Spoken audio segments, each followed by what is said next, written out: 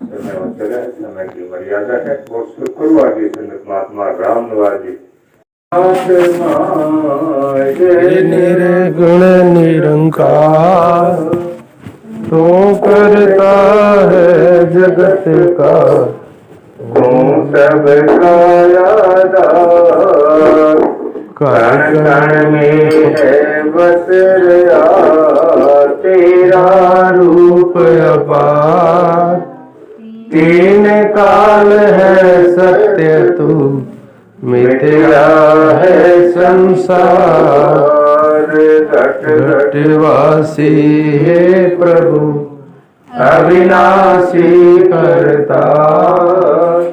दया से तेरी हो सभी अवसागर से पार। निराकार साकार तू जग के पालनहार। है बेअंत महिमा तेरी दाता परंपार। परम पिता परमात्मा सब तेरी संतान। भला करो सबका प्रभु सबका हो कल्याण। भला करो सबका प्रभु सबका हो कल्याण।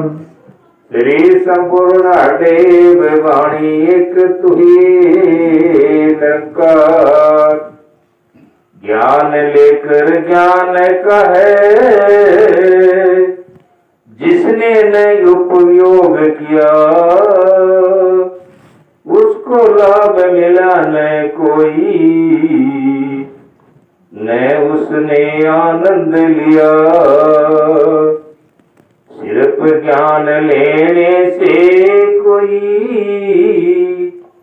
बात न बनने वाली है। बिना कर्म के कभी जिंदगी नहीं संवरने वाली है।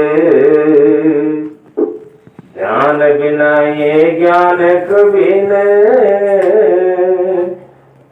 उतरेगा इस जीवन में। हर पल हर दिन सुमरण वाली जोत जगाड़ी है मन में। गुरु ज्ञान ये निरंकार को जाना है पहचाना है। इससे एक हो जाना ही असल में इसको पाना है। ऊपर ऊपर तैरने वाला हासिल क्या कर पाएगा। गहराई में जाने वाला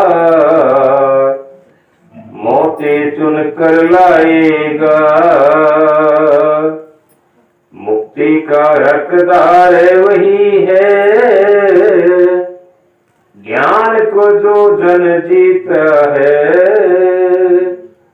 कहे हर देव इसको तत्कर नाम का अमृत पीता है।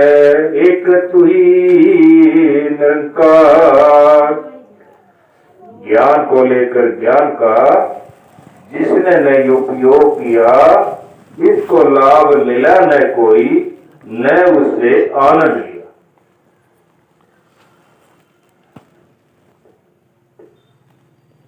परम सत्कार योग प्यारी साध संगत जी प्यार से कहना धन्यवाद।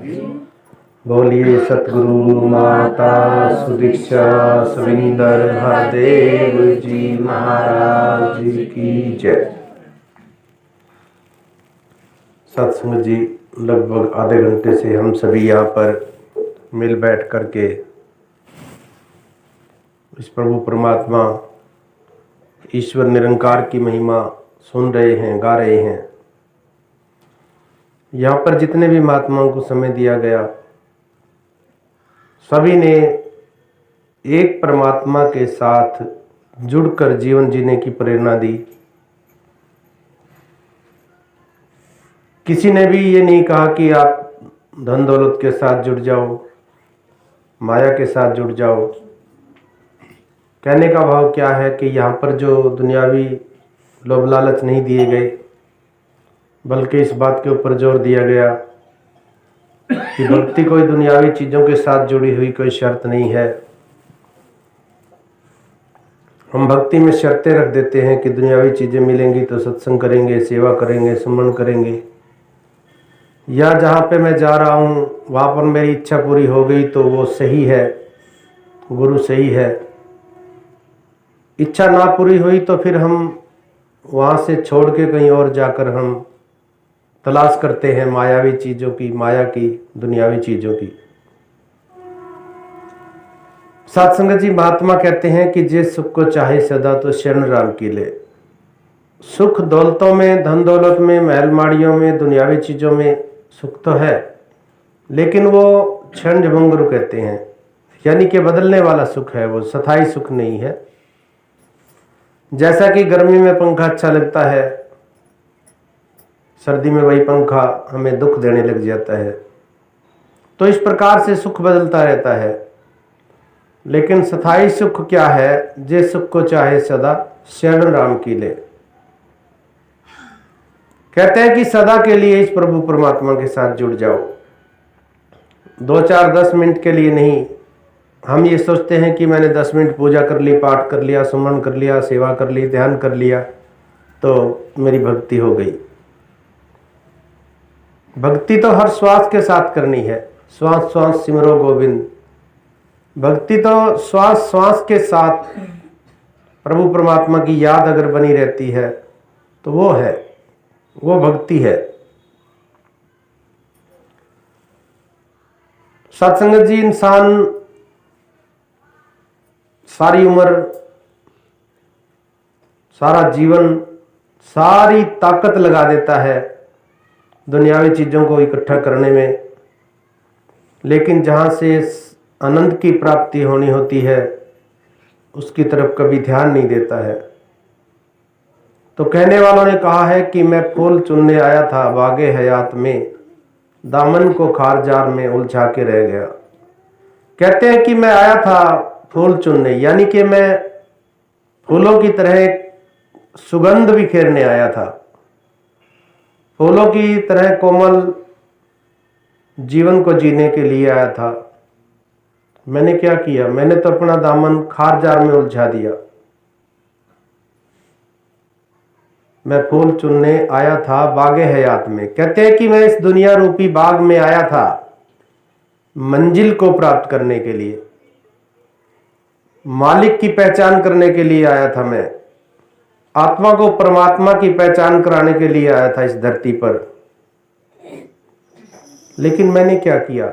मैंने तो अपना दामन खार जार में उलझा दिया, यानी कि मैं मेरी में पड़ा रहा, निंदा बखेली में पड़ा रहा, तेरे मेरे में उलझा रहा, दूसरों को हंसता हुआ देखकर मैं जलता रहा। इस प्रकार के काम मैंने किए, लेकिन जो संत महात्माओं ने कहा वो मैंने नहीं किया। संतों ने क्या कहा? संतों ने तो कहा कि ज्ञान रतन का जतन कर, माटी कर संसार, आया कबीरा फिर गया फीका है संसार। महात्माओं ने कहा है कि ज्ञान रूपी रतन का जतन कर, यानी कि इस प्रभु परमात्मा की प्राप्ति का यत्न कर। ज्ञान रतन का जतन कर, माटी कर संसार। ये संसार माटी के समान है। आया कबीरा फिर गया फीका है संसार। कबीर जी कहते हैं कि हे इंसान, तो इस धरती पे आया और तेरे जीवन के अंदर मिठास आनी थी। परमात्मा को जानने के बाद, परमात्मा को पाने के बाद तेरे जीवन में एक मिठास आनी थी। अपने आप की पहचान करने के बाद वो एक मिठास आनी थी, वो मिठास नहीं आई।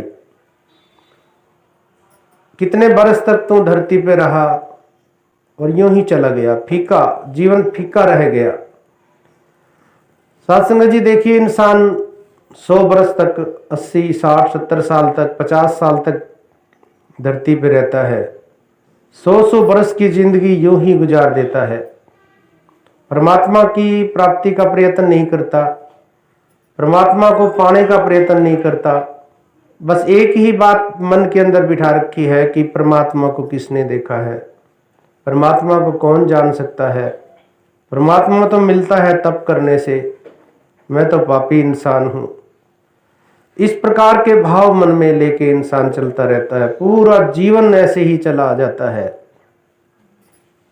लेकिन महात्माओं ने कहा है कि ज्ञान रतन का जतन कर, भई प्राप्त मानुख देहुरिया, गोविंद मिलन की ये तेरी बरिया,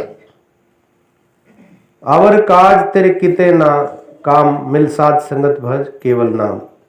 कहते हैं कि मिलने की बारी है, जगदीश से मिलने की बारी है। अगर नहीं मिलना होता तो फिर क्यों कहते महात्मा? अगर परमात्मा की प्राप्ति नहीं हो सकती तो फिर क्यों लिखा? रामायण में भी लिखा है कि बिन जाने ना होए प्रतीति, बिन प्रतीत ना होए प्रीति, बिन प्रीति ना भक्ति दृढ़ाई, जो खगेश जल पे चिकनाई। कहते हैं कि जब तक परमात्मा को तू जानेगा नहीं तो तेरा विश्वास नहीं हो सकता। बिन जाने ना होए प्रतीति, बिन प्रतीत ना होए प्रीति।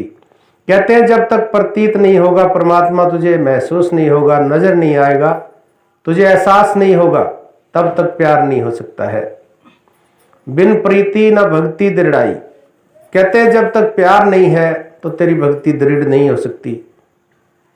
बेशक तू दिन रात पूजा पाठ व्रत नियम करता रहे, थोड़ा सा जीवन के अंदर कोई उतार चढ़ाव जैसे ही आता है, इंसान फिर डोल जाता है।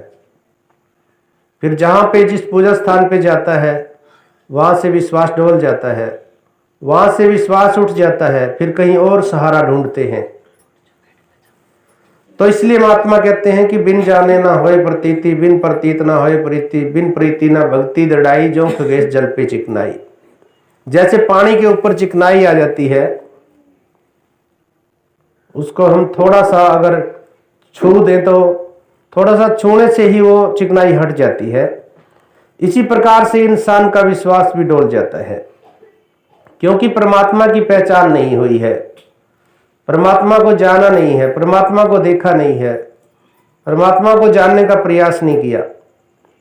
तो महात्मा कहते हैं कि ये मनुष्य जन्म दुर्लभ है, होत न बारंबार, जो फल पाके भोए गिरे बहुड़ न लागे डार। कहते हैं कि बड़ी मुश्किल से ये मनुष्य जन्म मिला है, और ये ऐसा भी नहीं है कि फिर दोबारा से इंसानी जन्म में आ जाऊंगा। कई बार ये भी गलती करते हैं, भूल हो जाती है, कहते हैं कि मैं तो अच्छे कर्म करता हूं, मुझे फिर इंसानी जन्म मिल जाएगा। क्या गारंटी है इंसानी जन्म मिलेगा? आज मिला हुआ है, आज लाभ उठाया जा सकता है, आगे तो पता नहीं मिलेगा कि नहीं मिलेगा, किसी ने नहीं जाना, किसी को नहीं पता है। हो सकता है मिल भी जाए, हो सकता है ना भी मिले, लेकिन आज तो मिला हुआ है, तो आज ही क्यों ना लाभ उठाया जाए। और ये भी भ्रम है कि तप करने से मिलता है, तो तप भी करके आया है ये जीवात्मा। जब 84 का भ्रमण करते करते, अनेकों योनियों का भ्रमण करते करते, अनेकों योनियों का तप किया, कई जन्म भय कीट पतंगा, कई जन्म गजमीन कुरंगा, कई जन्म पंछी सर्प होयो, कई जन्म हैबर वृक्ष जोयो। कहते हैं कि हे इंसान तू याद कर, कई जन्म भय कीट पतंगा, कि कई जन्मों तक तो कीट पतंगा कीड़े मकोड़े बनता रहा। कई जन्म गज मीन कुरंगा, गज हाथी को कहते हैं, मीन मछली को। कई जन्म पंछी सर्प होयो, पक्षी और सांप बना। कई जन्म हैवर वृक्ष जोयो, कई जन्मों तक तो पेड़ पौधे फूल पत्ते इस तरह के योनियों में भ्रमण करता रहा। याद करें कि जब एक पेड़ किसी आने जाने वाले को छाया देता है, कोई यात्री उसके नीचे आके छाया में बैठता है, कोई एक पेड़ आने वाले को फल दे रहा है, उस समय कोई स्वार्थ नहीं था। क्या वो तप नहीं है? तो इतनी योनियों के पुण्य इकट्ठे हुए तभी तो ये मनुष्य जन्म मिला।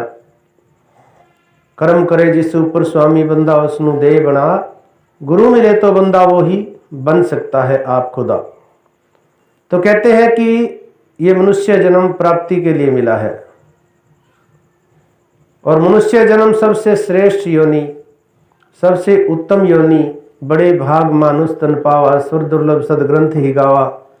बड़े भागों से मनुष्य जन्म मिला है, और इसमें आकर भी अगर ऐसे ही चला गया तो कल की क्या गारंटी है।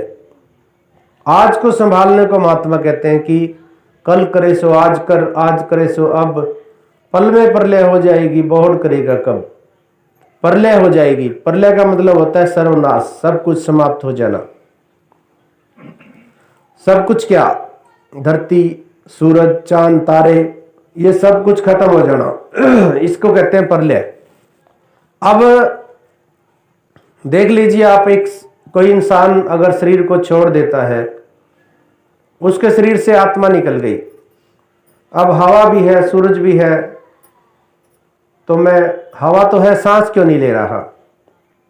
सूरज की तपिश किस काम की है, पानी तो है, पी नहीं रहा है। आंखें हैं, कान है, नाक है, सब कुछ तो है, क्या निकल गया, ईश्वर। यानी कि जब तक शरीर के अंदर ईश्वर है तो ये शरीर शिव है। शिव में से ई की मात्रा को हटा दिया जाए, शव बच जाता है। ई मैंने ईश्वर। जब तक ये शरीर है तो ईश्वर की प्राप्ति हो सकती है, ईश्वर को जाना जा सकता है। जब तक शरीर में आत्मा है तो ईश्वर को जाना जा सकता है। अगर ये आत्मा निकल गई तो फिर शव बच जाता है, फिर अकेला शरीर कुछ नहीं कर सकता है।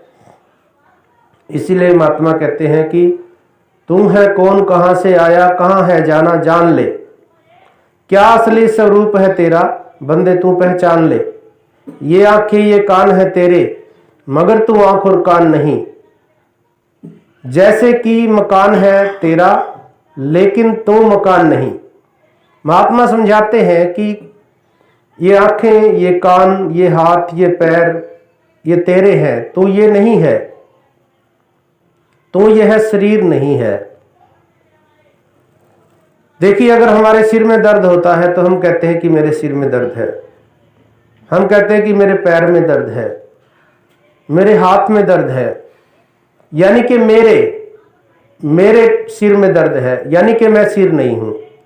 मेरे पैर में दर्द है, यानी कि मैं पैर नहीं हूं। तो विचार करना है कि मैं क्या हूं। सत्संगत यही ज्ञान हमें सतगुरु बाबा हरदेव जी के द्वारा प्राप्ति हुई।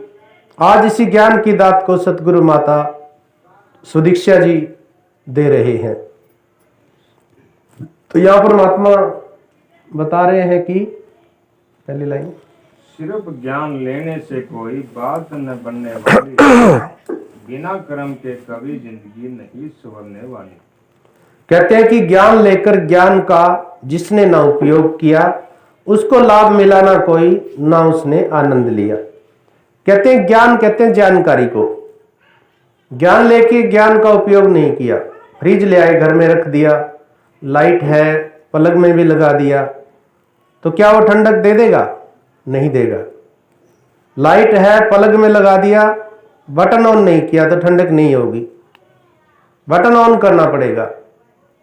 तो इसी प्रकार से ज्ञान कोई वस्तु नहीं है, ज्ञान है जानकारी, परमात्मा की जानकारी, खुद की जानकारी।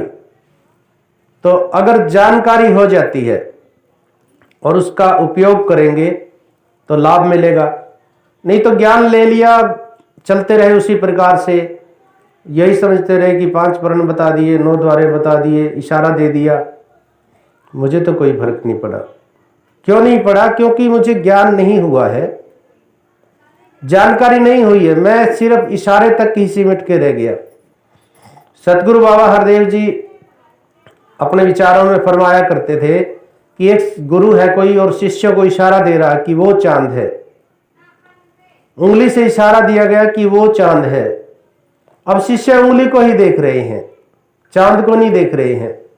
तो यहां पर भी कुछ ना कुछ है जो हरदेव बाबा जी कहते हैं कि ज्ञान लेकर ज्ञान का जिसने ना उपयोग किया, उसको लाभ मिला ना कोई, ना उसने आनंद लिया।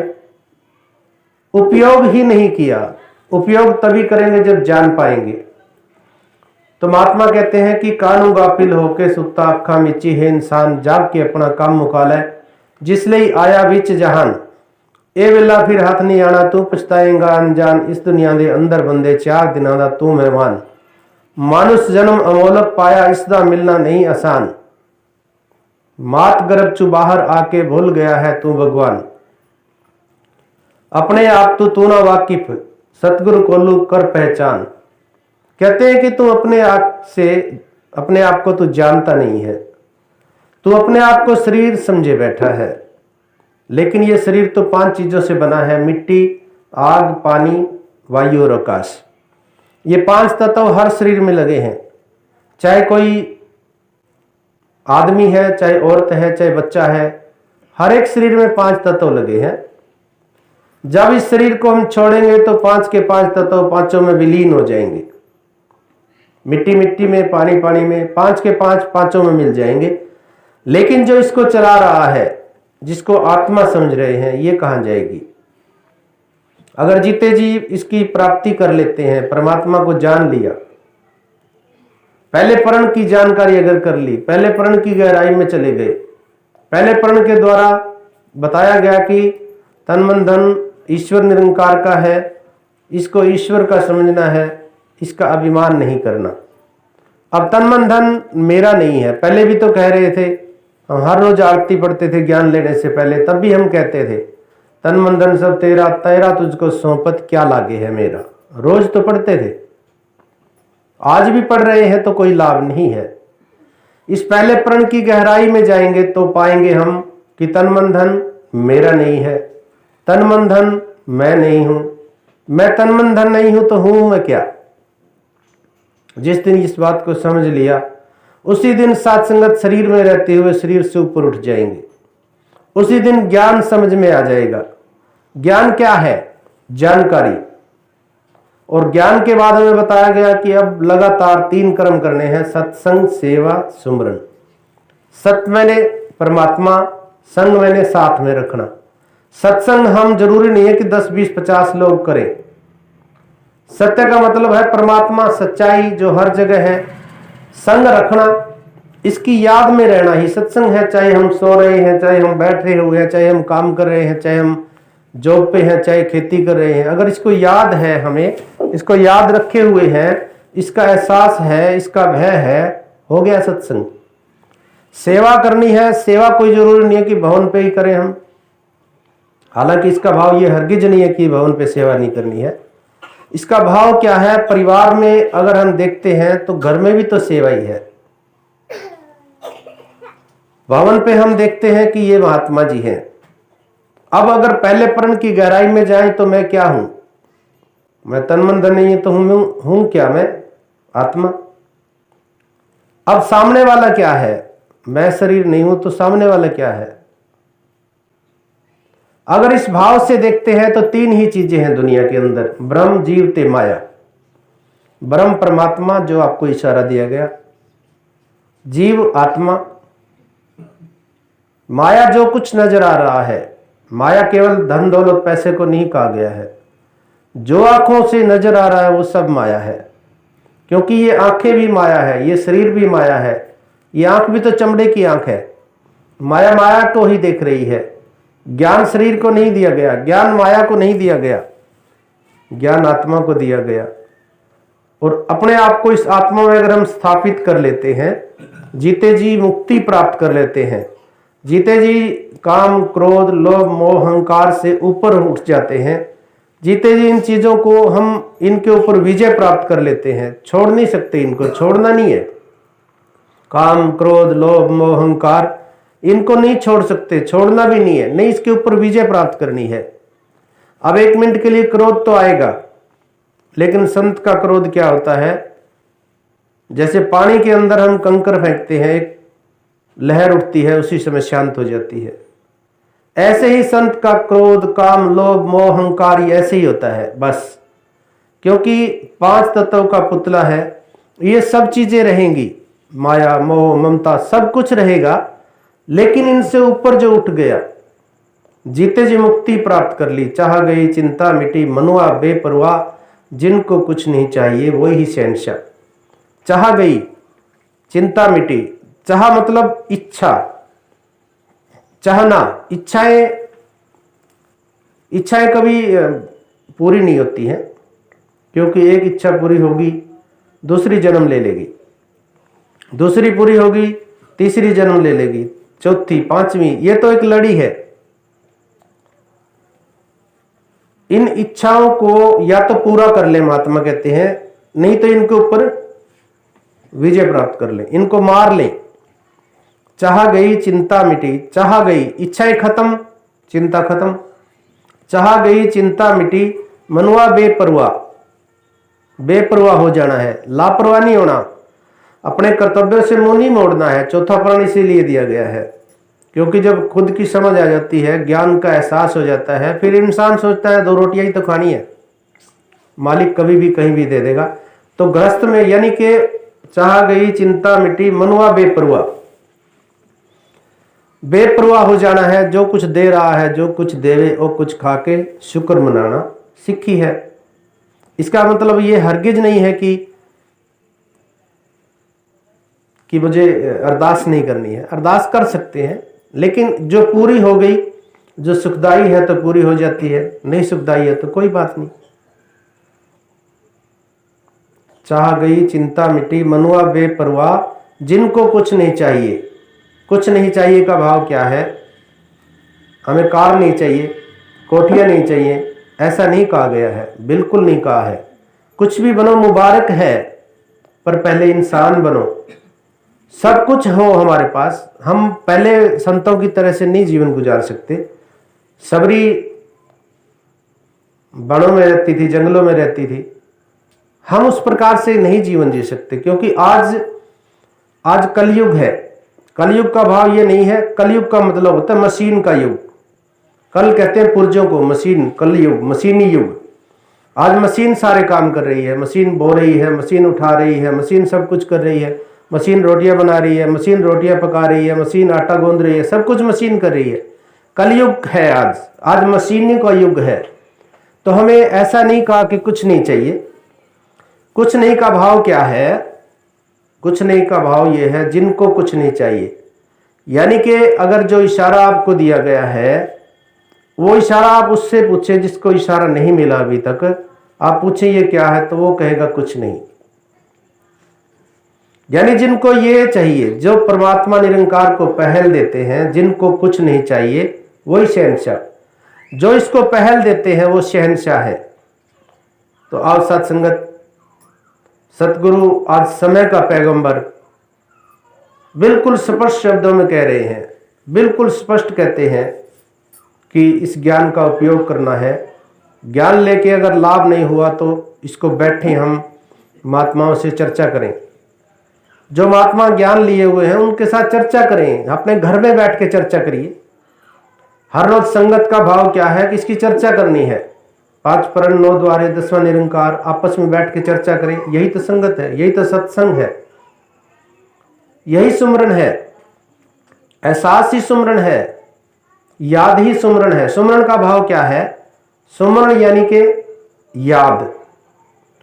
हम कई बार सुनते थे ना कि इसकी सुमरन शक्ति चली गई। सुमरन कहते हैं याद को। अब याद क्या करना है? मुझे याद क्या दिलाया गया है? सतगुरु ने हमें क्या याद दिलाया है? यही तो याद दिलाया है कि तू शरीर नहीं है।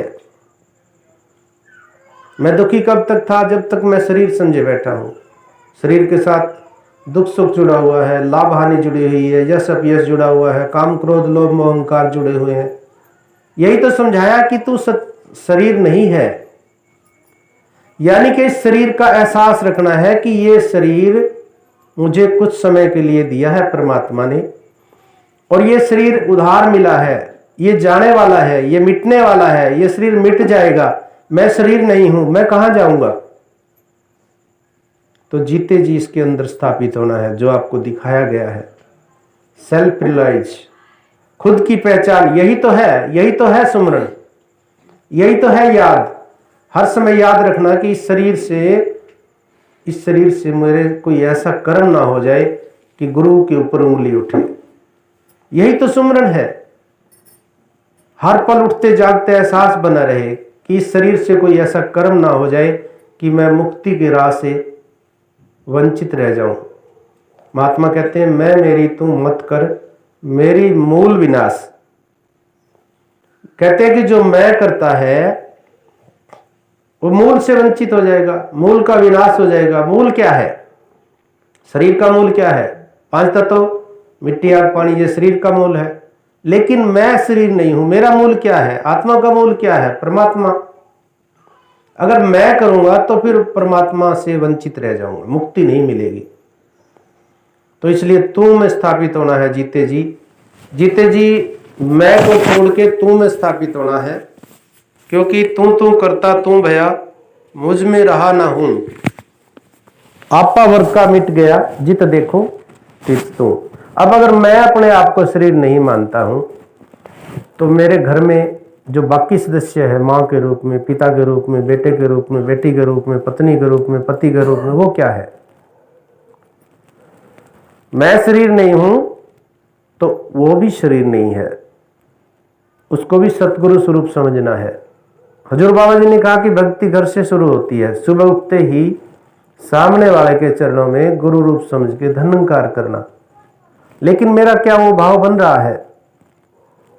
क्या मैं गुरु रूप देख रहा हूं? आओ साथ संगत, यही ज्ञान है और इसी ज्ञान को हमने प्राप्त करना है जीते जी। इसमें हमने इस अवस्था को प्राप्त करना है। तो इस सारे श्लोक में माताओं ने यही कहा है कि ज्ञान का उपयोग करना है।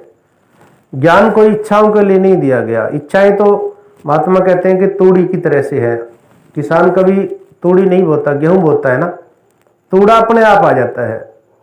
दुनियावी चीजें, धन दौलत, महल माड़ियां, ये तो मिलनी ही मिलनी है, क्योंकि पहले वही प्राब्लद, पाछे वह शरीर। पहले लिख दिया ये खाएगा, ये पिएगा, इतना समय रहेगा, बाद में शरीर बना है। एक बच्चा होता है छोटा सा, आप देखें, माँ गोद में उठाई रहती है हर समय। अब इसको दूध देना है, अब इसको नहलाना है, कपड़े बदलने हैं, अब इसका ये टाइम काम करता है, सब संभाल करती है माँ जब छोटा बच्चा होता है। और जब बूढ़े हो जाते हैं उस समय जब हाथ नहीं चलते, हमारे ऊपर रिश्तेदार पैदा कर दिए परमात्मा ने। जब हाथ नहीं चलते, मुंह नहीं चलता है, तो रोटियां तोड़ तोड़ के मुंह में खिला रहे हैं। दादाजी खाओ, नाना जी खाओ, ताऊ जी खाओ। बचपन में भी साथ संगत ये साथ है, इसने रिश्तेदार पैदा कर दिए, और बुढ़ापे में भी इसने रिश्तेदार पैदा कर दिए। लेकिन जब हाथ पैर काम कर रहे हैं उस समय मैं, मेरा वो, मेरा ये, मेरी इतनी ताकत, मुझ में इतनी ताकत है, मेरे पास डिग्रियां हैं, मेरे पास दौलत है। इसी प्रकार से इंसान उलझा रहता है और बुढ़ापा आ जाता है, और फिर पछताए होत क्या जब चिड़िया चुग खेत। तो आओ साथ संगत, इस सारे श्लोक में महात्मा जगाते हैं कि जीते जी ही इस प्रभु की पहचान करके इसको प्राप्त करना है। आओ साथ संगत, आज महात्माओं ने संतों को चरण डलवाए हैं, घर में बुलाया है। इस परिवार को आशीर्वाद दें कि सेवा स्मरण सत्संग के साथ जुड़े रहें, खुशियां घर में हों, किसी प्रकार की कोई कमी ना हो। और सभी के लिए अरदास कर रहा हूँ कि दातार, तूने हमें बख्श लिया है, तूने हमें ये ब्रह्म ज्ञान दिया, हम इस काबिल नहीं थे, तूने चुन लिया हमें। रहमत कर, जीवन के आखिरी श्वास तक एहसास बना रहे, जब तक जीवन है, जब तक शरीर है, जब तक इसमें शक्ति रहे, तेरी सेवा करते रहें, भाग भाग के सुमरण करते रहें, सत्संग करते रहें, किसी को कोई भी कमी ना रहे, खुशी दे दे इतनी कि गमी ना रहे। सत्संग जी प्यार से कहना धन्यवाद। सहारा तेरा तन मन बोल घुमा, कहे अवतार तेरे ही दाता, दिन राती गुण गावा। कहे अवतार तेरे ही दाता, दिन राती गुण गावा। एक तू ही निरंकार, एक तू ही निरंकार, तू ही निरंकार, एक तू ही निरंकार, मैं हाँ सदा बुलनहार, मैं हाँ सदा बुलनहार। तू है दाता बख्शनहार, तू है दाता बख्शनहार। मेरे अवगुण नाचितार, मेरे अवगुण नाचितार। एक तू ही निरंकार, एक तू ही निरंकार, तू ही निरंकार, एक तू ही निरंकार। तेरा रूप है ये संसार, तेरा रूप है ये संसार। सबका भला करो करतार, सबका भला करो करतार। मेरी मांग ये दातार, मांग ये दातार। एक तू ही निरंकार, एक तू ही निरंकार, तू ही निरंकार, एक तू ही निरंकार। मेरा डोले नायतवार, मेरा डोले नायतवार। बख्शो श्रद्धा भक्ति प्यार, बख्शो श्रद्धा भक्ति प्यार। करा मैं संतान दा सत्कार, करा मैं संतान दा सत्कार। एक तू ही निरंकार, एक तू ही निरंकार, तू ही निरंकार, एक तू ही निरंकार। बोल सद्गुरु माता सुदीक्षा सविंदर हरदेव जी महाराज की। जिस बहन भाई ने नमस्कार कर लेंगे, बाकी दाएं बाएं कर लेंगे।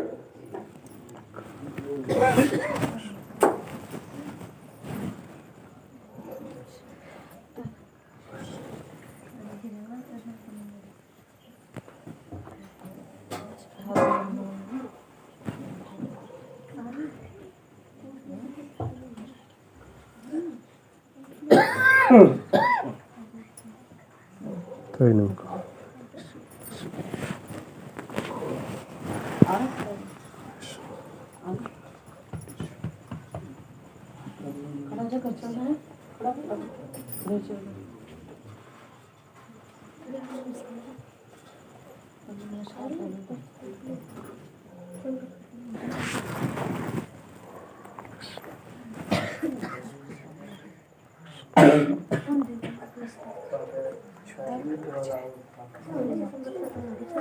जो महात्मा